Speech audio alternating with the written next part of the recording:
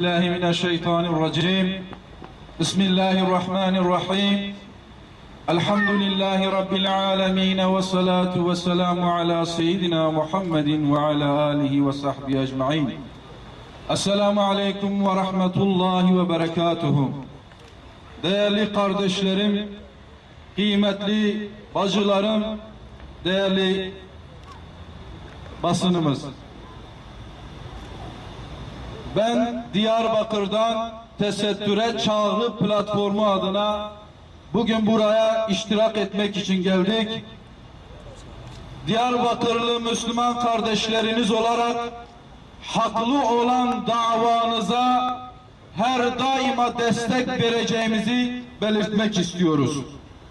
Yalnız şunun altını önemli çizmek istiyorum ki yıllardan beridir Müslüman halka inancına, hak ve hukukuna savaş açılmıştır, zulüm edilmiştir, hakları ellerinden alınmaya çalışılmıştır. Bu maalesef Türkiye'nin bir gerçeğidir. Artık bunu kabul ediniz. Ülkemizin asıl sahipleri Müslümanlardır, Müslümanlar.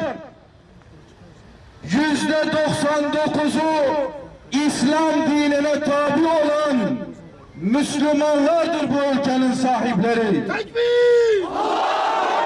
Tekbir! Tekbir! Çünkü bu ülkeyi, bu güzel vatanımızı bizlere hediye eden Kurtuluş Savaşı'ndaki nur yüzlü dedelerimizdir.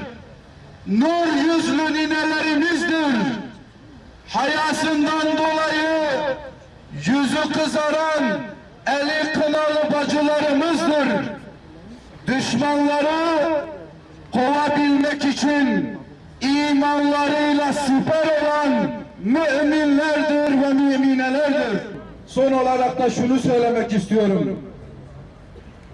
Dindar nesil söylemi ortalıkta geziyor. Sizlere şunu sormak istiyorum. Dindar nesil nasıl yetiştirilir? Ancak ve ancak Yüce Allah'ın, Rabbimizin emrine uyan bir nesli yetiştirmekle. İşte bugün o dindar nesil maalesef engellenmektedir. Her noktada ona zulüm edilmektedir. Biz bu zulme karşı sonuna kadar direneceğiz ve hakkımızı Allah'ın izniyle bu ülkenin asıl sahipleri olarak alacağızdır. Eğitim hakkımız engellenemez. Eğitim hakkımız engellenemez. Eğitim hakkımız engellenemez. Eğitim hakkımız engellenemez. Tekbir! Tekbir! Kız çocuklarını okula almayan, derse girmesini engelleyen herkes suç işlemiştir. Ne yazık ki bu suçları işleyenler hakkında Gaziantep yargısı harekete geçmemektedir. Yargı zayıflara olduğu gibi güçlülere de işlemelidir. Üzücüdür ki yargı ile birlikte Antep bürokrasisi de aldığı çarpık kararlarla sınıfta kalmıştır. Bu nasıl bir yönetimdir? Yetkililer bu hukuksuzluğa neden sessiz kalıp başörtülerinden dolayı çocuklarımızın eğitim haklarının ellerinden alınmasına göz yummaktadırlar? Yetkilileri acil olarak yetkilerini kullanmaya, keyfi uygulamalara son vermeye davet ediyoruz. Üniversitede çözüldüğü söylenen başörtüsünün Gaziantep Üniversitesi'nde staja giden öğrencilerimizin gittiği kurumlarda başörtüsü zulmüne maruz kaldıklarını esefle kınayarak kamuoyu ile de paylaşıyoruz. Başörtüsü insani ve İslami bir haktır. Bunun için bir yazılı emre gerek var mı?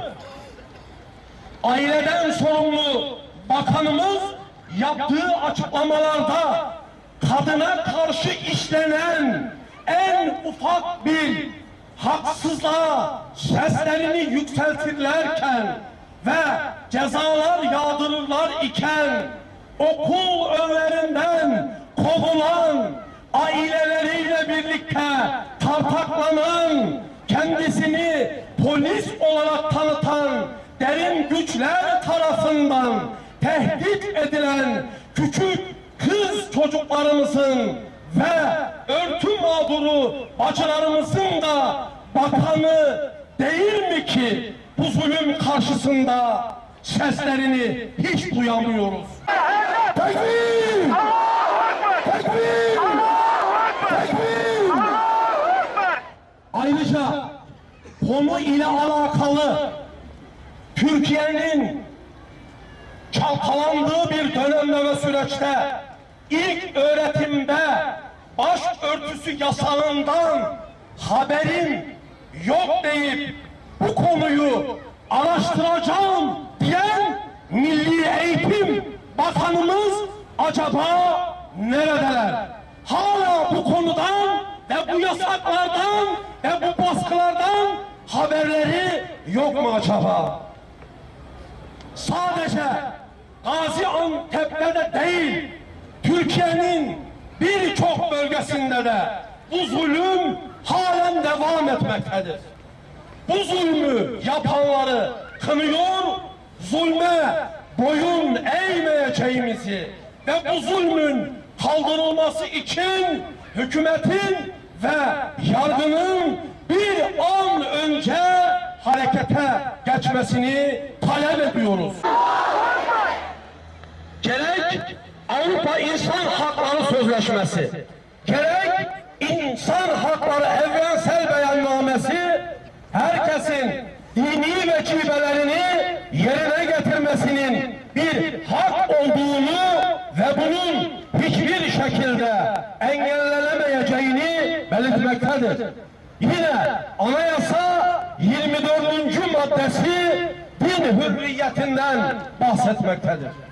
Türkiye Cumhuriyeti imza koyduğu bu uluslararası sözleşme ve anayasa gereği her Müslümanın dinini yaşama hakkına riayet etmek zorundadır.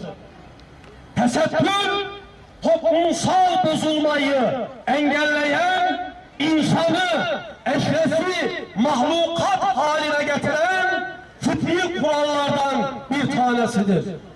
Tesettür, Müslüman bayanın şiarıdır.